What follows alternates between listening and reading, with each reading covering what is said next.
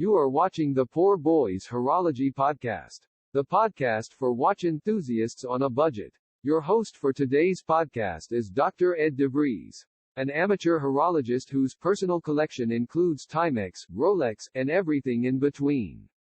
If you are interested in dive watches, dress watches, designer watches, military watches, automatic watches, hand-winding watches, quartz watches, or pocket watches, the Poor Boys Horology podcast is about to become your favorite podcast. So click like and subscribe. Then sit back, relax, and enjoy today's episode of the Poor Boys Horology podcast.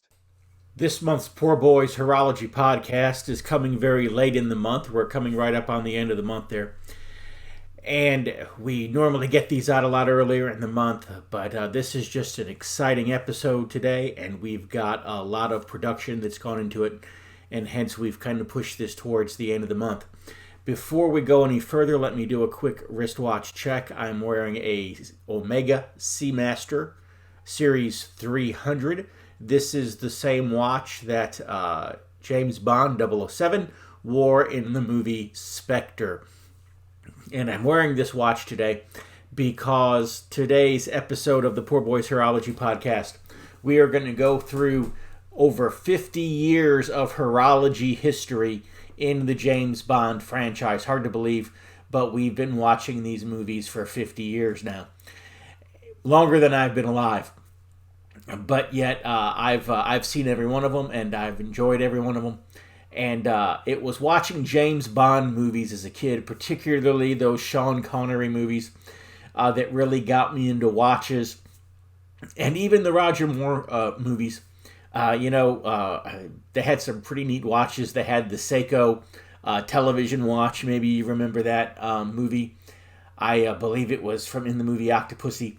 But just some great watches, even that Sean Connery and that Roger Moore wore. And so that's what we're going to talk about today. We're going to go through 50 years of Bond movies, and we're going to look at all of the watches that were on James Bond's wrist. And so today is going to be an exciting episode. And let's go ahead and start with Sean Connery.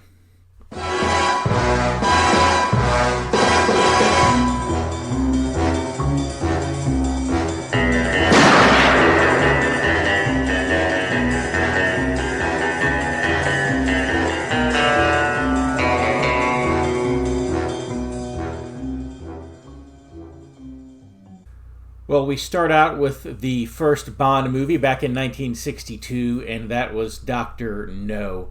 And you see here that 007 is wearing a Gruen Precision, model number 501. You can't really see it there. It's kind of under the cuff. But nonetheless, that is the watch that 007 is wearing. And then after that, we'll go here to another scene in Dr. No, and 007 is wearing the Rolex Submariner, reference number 6538.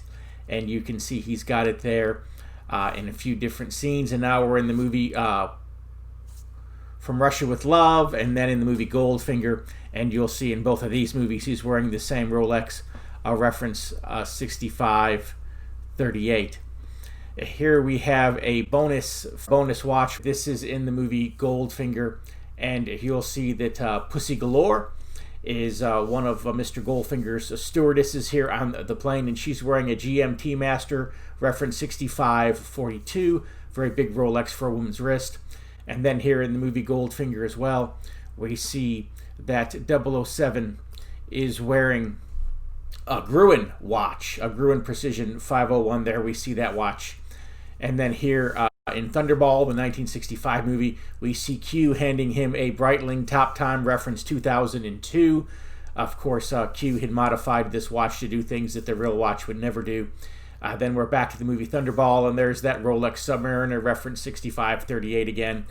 Really, it was 007 wearing the 6538 in all of these movies that really made the Rolex Submariner the iconic watch that it is. And here in Thunderball, once again, we're seeing that Breitling Top Time reference 2002 yet again. And so just the movies, watches there that Sean Connery wore. He made the Rolex and particularly the Submariner famous. And one of the reasons that the Submariner is the iconic watch that it is today is because Sean Connery wore it so well. And then, of course, after Sean Connery played Bond, the next Bond in the list was an actor named George Lazenby, and he only played Bond one time, and that was in a movie called On Her Majesty's Secret Service.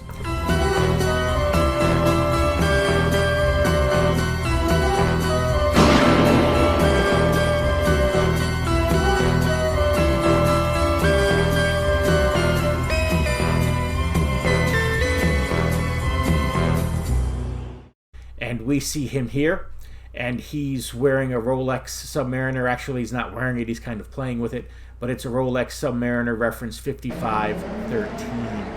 And then later in that movie, we'll see him wearing a Rolex chronograph reference 6238. This was the pre-Daytona chronograph. It looks a lot like the Daytona, but it did not yet have that Daytona name. And then after George Lazenby, the next person to play Bond was Roger Moore. And by the time Roger Moore began to play Bond, the producers of the films, they kind of got the bright idea, hey, you know, these watch companies would pay for product placements. And so we saw 007 now wearing some different watches, not quite as iconic of watches, or not quite as classy of watches, not quite as debonair, if you will, of watches, because Seiko paid for a lot of product placements in these movies. And so we see Roger Moore wearing a lot of Seikos. But here in the first Roger Moore movie, which was the 1973 movie Live and Let Die, we see 007 is wearing a Hamilton Pulsar, and that's a digital watch there. And he's wearing that. And then later in the movie, though, he does wear a Rolex Submariner reference 5513, and that watch does some neat things here. You see it's got kind of a magnet feature, and it also has a chainsaw or a buzz saw or circular saw or some kind of a saw feature. Man, that sure would be cool if we had a watch that could also be a saw. Another bonus watch here. One of my favorite movies, perhaps my favorite of all the Bond movies, was The Man with the Golden Gun. And Monsieur Salamander, who was the villain in that movie, and he was the man with the golden gun. He charged $1 million a shot. He never missed, except, of course, for when he tried to assassinate 007. And we see on his wrist here, there is a gold watch. It is a Rolex Cellini Midas reference 9630, which, Rolex experimented for a short time with these quartz watches, and I don't know why they did that. But they were basically an expensive battery-powered watch. Even the Swiss masters, such as Rolex, fell into the whole quartz craze there for just a little while. Big mistake, but, that's life. But we see Monsieur Salamander wearing the Rolex Cellini. And then later in that movie, we see 007 wearing the Rolex Submariner reference 5513. Once again, we see it there on his wrist. And then in The Spy Who Loved Me, the 1977 movie, we see 007 wearing a Seiko reference DK001, and it looks like it's got a little label master. What do they call those things? Remember the things you used to punch the little handle there, and it used to make labels for us that we used to stick on things when we were kids. Anyways, it looks like one of them little labels coming out of the watch there. And then in the movie Moonraker, 1979, the Seiko reference M354 memory bank calendar watch. Only in the case of 007, he can pull out some stuff there, and it becomes a bomb. And so here in a second, we're gonna see 007 blow some stuff up with this watch. It's gonna be really, really cool. T-minus 10 seconds. 9, 7. And then in For Your Eyes Only, the 1981 movie, is the Seiko reference H357. And this is another quartz watch there. It is both a digital and analog watch there. And of course, they make it so that the digital display here in the movie shows them sending a text message to 007. Then in the movie Octopussy, 1983, we see Seiko reference G757, the sports watch. And my dad bought one of these watches right after that movie came out. He thought that watch was cool. So he went out and he bought that watch. And I can remember wearing it a couple times when I was a kid. And of course, in the movie, they made it out like the stopwatch feature there in the corner was a tracking device. And of course, they put the tracker in the Fabergé egg, if you remember that movie. It does work. There was another Seiko watch that was shown here that 007 would wear on his wrist later in the movie when he's in the hot air balloon. But here, you see it in Hughes Laboratory. It's the Seiko reference T001-5019. And it is the television watch. And you can see here 007 is moving the camera there so he can zoom in on something, because we all know what a ladies' man and what a little bit of a pervert 007 could be. And so then in A View to a Kill, the 1985 movie, which was Roger Moore's last movie as 007, he's wearing a Seiko reference 7A28. And you see that there on his wrist, and that's beautiful wristwatch there. And then later in the same movie, he's wearing the Seiko reference H558-500 while he is there in the shootout on the Golden Gate Bridge. Toward the end of the movie there, when he makes it to Europe, he's wearing the Seiko reference 6923-8080. And you can kind of see that on his wrist there. It's kind of obscured, but that's the watch that's there, is that Seiko reference 6923-8080. And so after Roger Moore had played Bond, and then of course there was another actor named Timothy Dalton. Wasn't exactly for sure why they got such a short guy to play Bond. He only made a couple of movies, but they were decent enough movies, I guess. And the first one was in 1989. It was called License to Kill. And he is wearing, you can see that on his wrist there, it is a Heuer. It's a reference 980-031.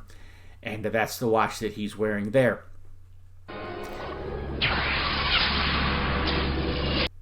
And then later on, he's diving, and you can see him wearing the Rolex Submariner reference 16610. You can kind of get a look at that there on his wrist. And again, that Submariner keeps coming back again and again in the Bond films. And so let's do this. Let's cut for a brief commercial from our friends over at the Barnes Review. And then in about 45 seconds, we'll be back with the Pierce Brosnan your watches. web browser and type in www.barnesreview.org and discover the Barnes Review magazine. In the Barnes Review, you will read vignettes of man, from the prehistoric to the very recent, from forgotten races and civilizations to first-person accounts of World War II and the late Cold War. There is no more interesting magazine published today, nor a more significant and important subject than real history. So visit www.barnesreview.org and subscribe to the Barnes Review. You can subscribe to receive the Barnes Review magazine in its print form, or in convenient electronic delivery. Our host has been a subscriber to both formats for years. So visit www.barnesreview.org and subscribe to the Barnes Review.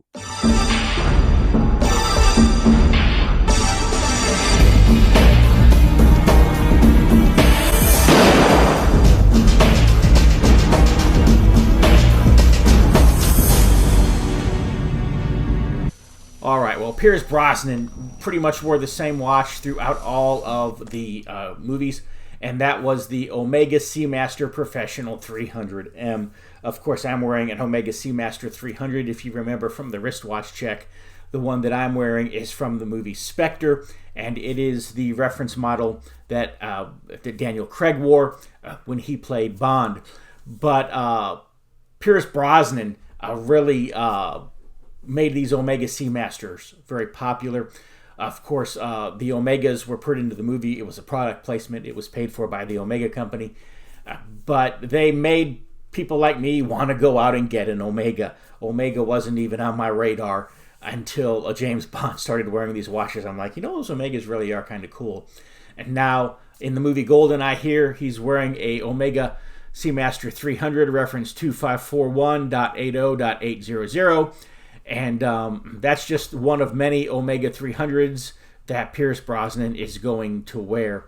He's going to wear several references of the Omega watch here. He's got the laser watch, and he's got watches that do all kinds of neat things. And but they're all different references. In other words, they're not the same Omega 300. There were several different variations, different styles of the Omega 300, and Pierce Brosnan, he wore them all gracefully on his wrist. And so then after Pierce Brosnan, Daniel Craig became Bond, and we'll see here that he also wore a lot of Omega watches. He wore the Planet Ocean here in the first movie, Casino Royale, and then he also later in that movie he wore another Seamaster Professional 300, different reference number entirely, and then he wears the Planet Ocean in Quantum of Solace in 2008, and he wears another Planet Ocean, different reference, in the 2012 movie Skyfall. That was another popular Omega Bond watch. And then yet another Omega Seamaster Aquaterra in the 2012 movie Skyfall. We can see that there on his wrist. And then just as a little bit of bonus material, again, talk about product placements. We see the delivery here, and we see it looks like there on the wall is some Omega advertising in that Skyfall movie there on the terminal wall. Then in the movie Spectre, the 2015 movie, it starts out with Bond wearing a Omega Seamaster Aquaterra watch, and then a little bit later on in the movie, he will be wearing the watch that I am wearing now, which is the Omega Seamaster 300. And you can see here we get a pretty good close-up of that watch there. And then we get another close-up of the watch here. And of course, this is another one of those great bomb watches. So, gotta love those things. I'd hate to explode my watch though. But anyways, finally he ends up that movie. He's wearing an Omega chronograph caliber 321. And you don't really see it too well there, but you kind of see it in the corner there. There it is. And those are the Bond watches. And so, some great watches there. If you've ever wondered what watches 007 was wearing throughout the movies, maybe now you kind of have a better idea of some of those great and iconic watches. And of course, now you know what made them icons. Welcome to the Christendom curriculum. You know, every parent who decides to homeschool wants to secure a great education for their child, while also saving time and money. But these days, many parents have another concern. They also want a homeschool curriculum without all the multiculturalist, politically correct diversity doctrine that's really little more than a thin disguise for an anti-Christian, anti-American, and anti-Western civilization bias. Now there is such a curriculum. The Christendom curriculum gives your children a complete education in Bible, history, literature, and more, focusing on the classic academic skills of reading, writing, and arithmetic. But we also tell the story of Christendom, the story of the Christian nations, especially as Christ's kingdom has been historically manifest in the nations of Europe and America, and we do so without apology. The Christendom curriculum is the only Christian nationalist homeschool program you'll find. We support the right of the European and American peoples to their historic Christian cultures against the globalist leftists who want to destroy those cultures. Not only that, but we provide assigned reading courses for various hot-button subjects in our current culture wars, including feminism, social justice, and cultural Marxism, among others. These reading courses will teach your kids how to survive a social justice warrior attack, how to debate with leftists on social media, how to reform their local churches and communities, and more. We're living in a time of tremendous historical and social change. Christians have the opportunity now to begin building the culture and civilization of the next 1,000 years and beyond. It's an exciting time to be alive. So if you want to help raise the next generation of culture warriors, if you want your children to grow up with a love for Christ's kingdom and for their own nation, while at the same time learning how to defend America and rebuild the West, the easy-to-use Christendom curriculum is for you. click the Learn More button to get in on the action. And thanks for listening.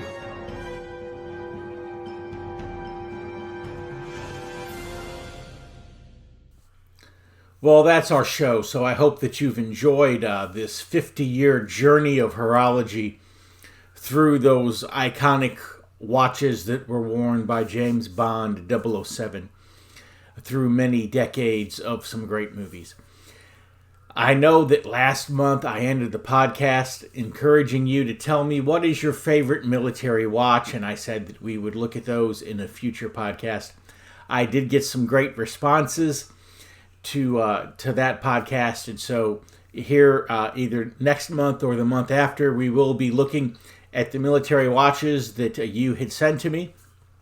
And also one of our subscribers on our YouTube channel, Jay Cook, he sent me his entire watch collection, and we're going to look at that as well because he had some really nice pieces in there. And so we'll pay a few minutes of attention to that in an upcoming podcast as well. You see my email address at the bottom of the screen, poorboyshorologypodcast@AOL.com. Send me an email. Let me know what you think. Let me know what your favorite Bond watch was. And you might also want to look into advertising here on the show. We're still continuing with our $10 advertising special. Maybe you've written a book. Maybe you're a musician. You'd like to sell some CDs. Maybe you have a product or service. There's some product you'd like to put out there. And we'd love for you to advertise with us here on the podcast. Just $10. And Lord willing, it'll be up there forever. And, more and more people will just continue watching it. And so one of these days when this video has 1 million hits, 1 million people have watched it, these horology podcasts, these watch podcasts, as they sit on the internet longer and longer, more and more people tune into them. And so when we've had thousands of hits, tens of thousands of hits, millions of hits, you will have exposed your product to all of those people for just $10. So get in on this deal while you can, because as this podcast gets more and more popular, we're going to have to raise the price. Anyways, thank you for tuning in. I look forward to seeing you again next month. The 4th of July is coming up. Happy Independence Day. God bless.